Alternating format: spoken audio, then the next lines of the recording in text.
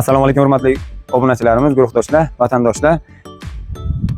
Biza va'da qilganimizda uzumchilik sir asrorlarini bilganimizcha o'rgatamiz. Keyin qanaqa o'g'it berish jarayonlarini, bog'dorchilik jarayonlarini ko'rsatib borishga harakat qilamiz. Hozirgi bahorga birinchi o'g'it berish amaliyotimiz qana bo'ladi? Mana boshlaymiz. Bu yoqqa o'zimizning olmaliq Amafoz 40 foizlik. Bu hozir 1 gektar yer uchun norma. 1 gektar yer uchun 50 kilodan 6 kop 300 kilo. O'zimizda Navoiy azot karbamid 5 kop 50 kilodan. Mana bu yoqqa kaliy, qizil kaliy. Bu tarafga mana magniy 2 kilo, kalsiy, kaliy, oq kaliy, bu juda ham foydali. 20% mikroelementlar, mana bu yoqqa 18%, mana yashil, bu qizil mikroelementlar, mana bu 5 kilo kalsiy. Mana shu hozir aralashtirib texnika bilan berish jarayonlarini ham ko'rsatamiz. Hozir aralashtiramiz.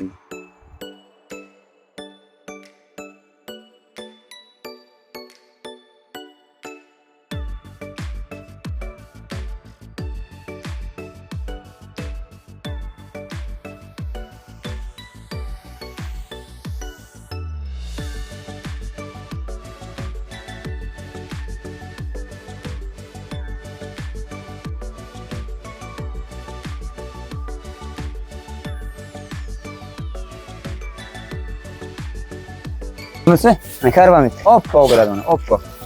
Mana bunisi kaliy. Mana qizil kaliy.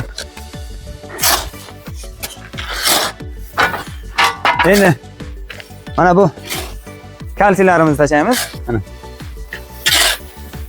Aralashtirib tashlaymiz.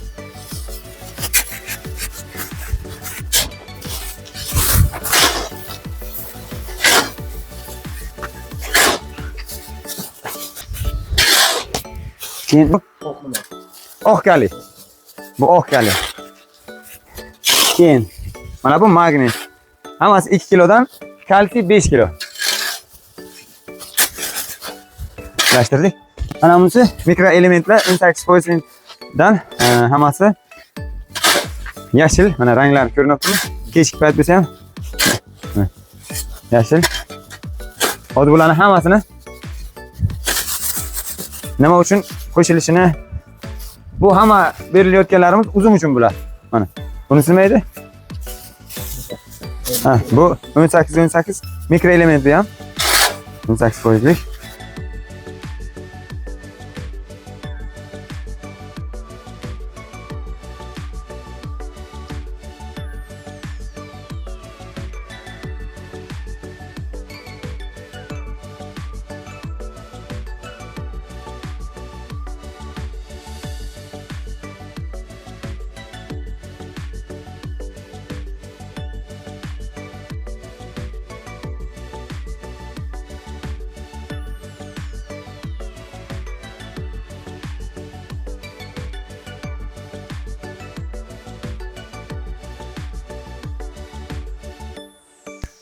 Ana endi buni qo'shib aralashtiramiz, endi yaxshilab aralashtiramiz.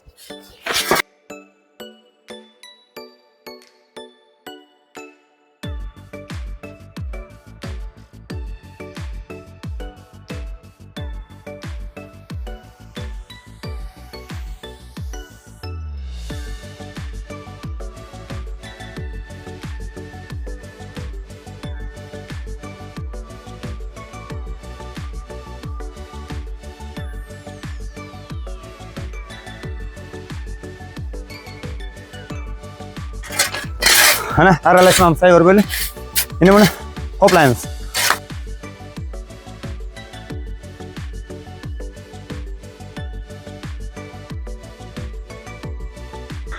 Bu mana shu o'g'itlarimizni, mana shu o'g'itlarimizni aralashtirdik. Qoplaga soldik, og'zini bog'ladik, keyingi jarayon boqa bo'ladi.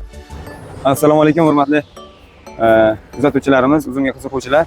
Mana shu ko'cha kech qurun taxlagan rastvorimizda o'sha kaliy, amafoz, karbamid, o'sha machavina deydi, shularni yana mikroelementlarni, makroelementlarni qo'shib tayyorlagan rastvorimizni mana bugun mana bunaqa bizga tarafga 5 barmoq deydi.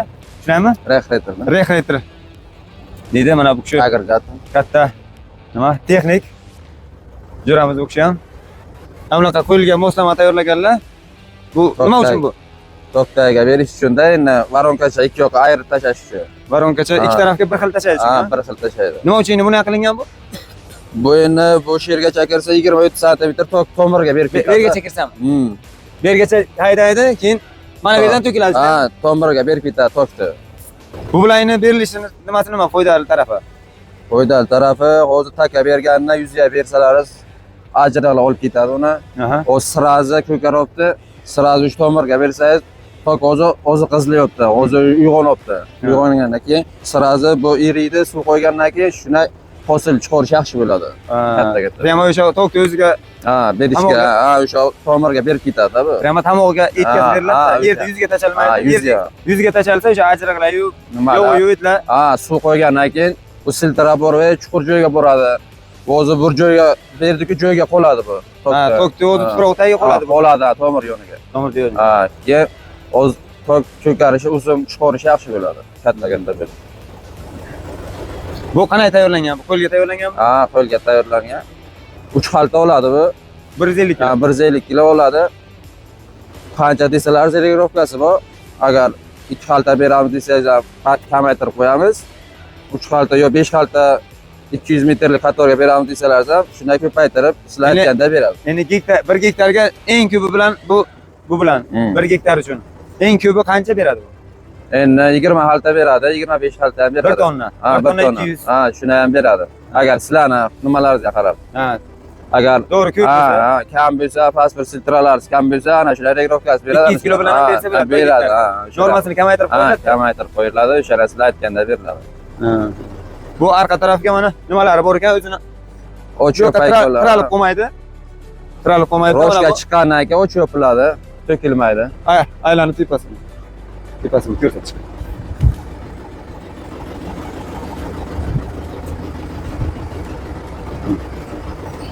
Regirovka. Ana endi nimani olib kelamiz? O'g'it olib kel. Tak bilan ol. Böyle. Ya böyle ne? Öş. Ne? Ol. Hozir bera endi polni gazga bosamiz. Polni prямо qilib. Ko'proq berish kerak. Qancha berib bilsangiz, o'shancha bosamiz. Hozir ochamiz. Endi biz ana bu bunaqa usulga qilingan nima deydi? Tomog'idan yaxshi qarashamiz-da, xudo xolasa. Hosil zo'r beradi. Sifat ham zo'r bo'lishi uchun tomog'idan yaxshi qarashamiz.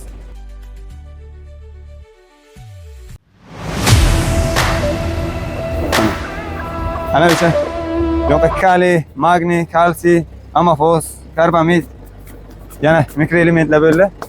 Xudo xolasa. Mana shuni beramiz. Endi mana bu yoqqa, mana bunaqa P usuliga qilingan bog'imiz. Mana kuzga haydab qo'yilgan, kuzga haydab amofos berilgan. 250 kilo amofos berilgan kuzga. Endi mana bahorga xudo xolasa mana bunaqa moslamalarimiz bilan, texnika bilan haydaymiz. Bu qanaqa traktor bu? Bu Belarus traktor, Rossiyadan kelgan. Bu necha ot kuchi bu? Bu 105 ot kuchi. 1025 traktor deb markasi. 1025 ha? 1025. Terdoglik, oldagi. Terdog oldin ham tortadi. Oldagi ham tortadi. Xudo xolasa boshlaymiz endi. O'sha xalta bo'ldi. Mana bunaqa kimdir bog'iga o'g'it bermoqchi bo'lsa, shu Qiziltepa Kogon Buxoro territoriyasi mana Sobit akamizga bemalol qaytib ko'rasizlar. Ket, qani ko'rsatamiz.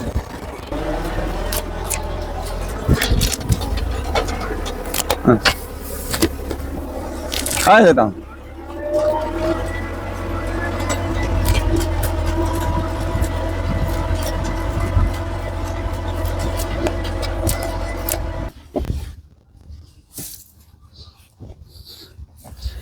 Yo'q, mana.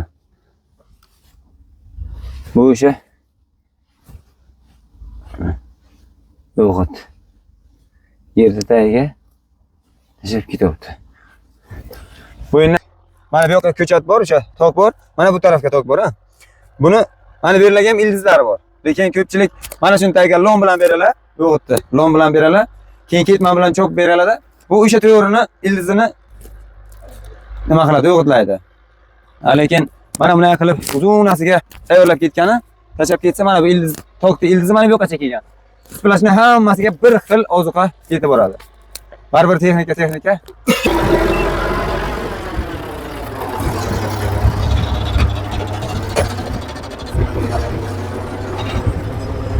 Mana o'g'itlarimizni berib berdik. 1 gektar yerimiz uchun 300 kilo amafos, 250 kilo karbamid uchun machavina, 100 kilo kaliy, qizil kaliy, topilsalar oq kaliy qilinsa yana ham yaxshi bo'ladi. Biz 2 kilo oq kaliy qo'shdik. Bu karbamid 250 kilo qo'shdik. Bu ko'pchilik so'rashi mumkin, zo'rlik qilmaydimi, boshqa bo'lmaydimi? Mana tuproq tagiga ketdi bu. Prima tomoqni tagiga ildizni oldiga tushdi. Buni bir haftadan keyin sug'oriladi. 1 gektarga 1 tonna bersangiz ham 10 kundan keyin sug'oring. Ko'p tokni quritish ehtimoli bo'lmaydi. Lekin baribir tok o'ziga yetarlisini oladi. Ko'p berishning ham foydasi yo'q.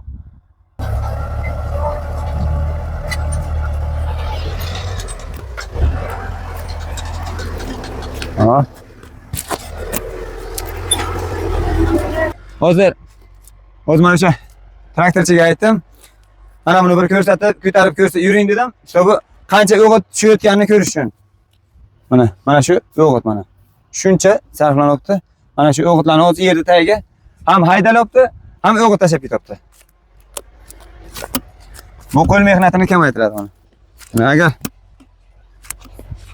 Agar qo'l bilan berilganga edi, qancha mashaqqatli bo'ladi. O'z texnikani o'zi mana 1 gektar yerga 1 soatga o'g'itlab tashlaydi. Sizlar qaysi bog'laringizga o'g'it berish uchun qanaqa usullardan foydalanasizlar? Izohlaga shu tajribalaringizni biz bilan ulashing, bizga bu manfaatli bo'ladi. Bu jarayonlarimiz bu bahor oyini o'sha tinim davridan endi uyg'onayotgan paytga to'g'ri kelish kerak. Keyingi videolarimizni, keyingi jarayonlarni ko'rish uchun bizni kuzatishga davom eting.